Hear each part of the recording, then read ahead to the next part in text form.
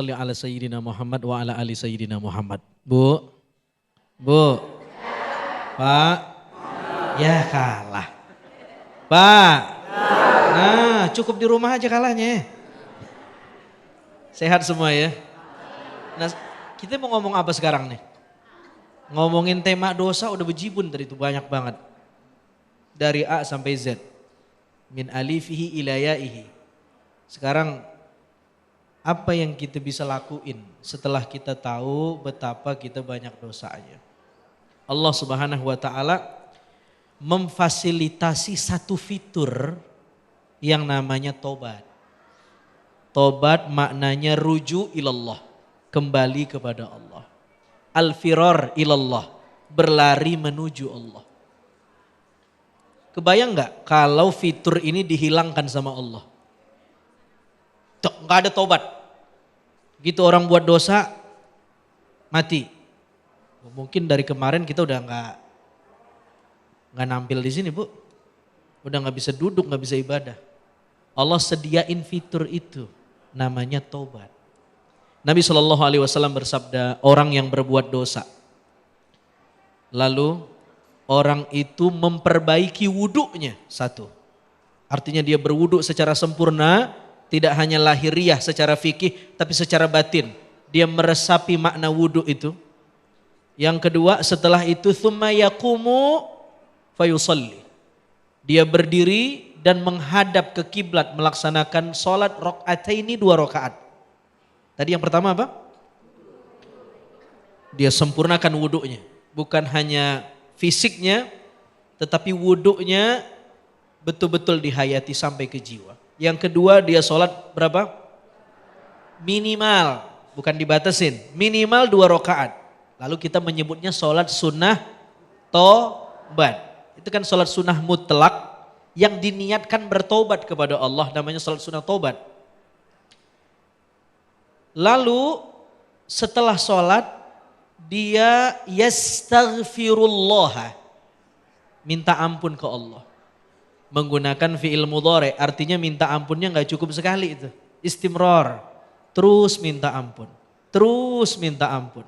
Merasa salah, yastaghfirullah. Maka Allah akan mengampuninya, kata Nabi SAW. 3. 1, berwudu sempurna, lahir dan batin. 2, sholat sunnah 2 rakaat tobat. 3, kathratul istighfar, betul-betul beristighfar. Istighfarnya sidqut tawajjuh, betul-betul murni karena Allah, bukan karena ada maunya. Ada seorang sufi perempuan namanya Rabi'ah al-Adawiyah, dia bilang istighfaruna yahtaj ila istighfarin akhar, dia bilang. Istighfar kita masih membutuhkan istighfar yang lain. Maksudnya begini sebenarnya. Seringkali kita beristighfar bukan karena sadar bahwa kita telah melakukan dosa ke Allah. Tapi karena capek atau kapok buat maksiat. Aduh, kapok gua nih buat maksiat. Udah tua, udah gak bisa. Udah deh istighfar aja dah. Itu beda tuh. Itu istighfarnya bukan atas kesadaran kan. Tapi karena emang dia gak bisa buat maksiat lagi. Coba kalau dikasih tenaga lagi, dimudain lagi, jalan itu, lari malah. Itu yang dimaksud dengan Rabi'ah. Seringkali istighfar kita ini masih butuh diistighfarin karena gak murni istighfarnya. Bukan buat Allah, bukan karena consciousness, kesadaran, tetapi karena gak ada situasi yang pas buat maksiat. Coba situasinya pas, kondisinya cakep, orang sepi, wah. Maksiat lagi. Artinya istighfarnya tidak murni. Istighfar dengan murni, Allah akan terima taubatnya. Maka Nabi mengajarkan sayyidul istighfar yang kita sering hafal tuh ibu-ibu. Allahumma anta rabbi la ilaha illa ant khalaqtani wa ana abduka wa ana ala ahdika wa wa'dika mastata'tu a'udzubika min syarri ma sana'tu abu'u laka bi ni'matika alai wa abu'u bidzanbi. Berhenti dulu di sini. Kenapa kalimat ini disebut sayyidul istighfar? Sayyidul istighfar artinya mbahnya istighfar. Tidak ada kalimat yang paling mujarab untuk meminta ampun kecuali kalimat yang diwiridkan secara ma'thur oleh Nabi. Dan ini kalimatnya nih.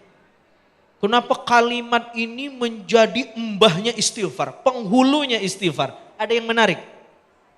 Ada dua kata kunci di doa ini. Yang pertama, Abu ulaka binikmatika alai. Yang kedua, Abu ubidzanbi. Allah, kata para orang-orang soleh, para arif billah, mereka mengatakan Allah itu senang sekali didekati dengan dua cara. Yang pertama, at-tamjid wat tahmid, mengagungkan Allah. Maka di kalimat istighfar tadi apa? Abu ulaka binikmatika alai. Ya Allah, saya akuin betapa banyak nikmatmu yang kau berikan kepadaku. Itu kan sedang memuji tuh. Yang kedua, ta'riyatun nafas atau al-mu'aqabah, menelanjangi diri, mengkritik diri, itu maksudnya. Dia katakan, Abu ubidzanbi, engkau banyak memberi nikmat kepadaku, tapi di saat yang sama betapa banyak dosaku kepadamu. Dia sedang mengkritik dirinya.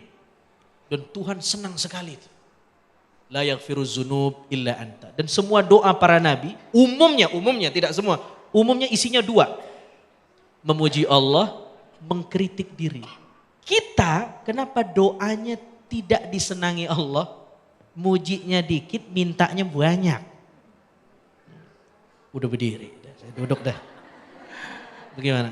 Baik, Masya Allah. Mudah-mudahan kita semua termasuk orang-orang yang dimudahkan langkah kita, hati kita untuk bertaubat ya Ustadz ya. Namun masalahnya ada saja untuk merusak taubat kita itu, godaan-godaan setan itu ada saja untuk merusak taubat kita. Bahkan ada yang bilang kelasnya setan atau kelasnya jin ini beda-beda. Kalau kelasnya jin atau setan kayak saya ini kan mungkin ya kelas ecek-ecek lah. Kalau Ustadz ini mungkin jin Ustadz juga begitu.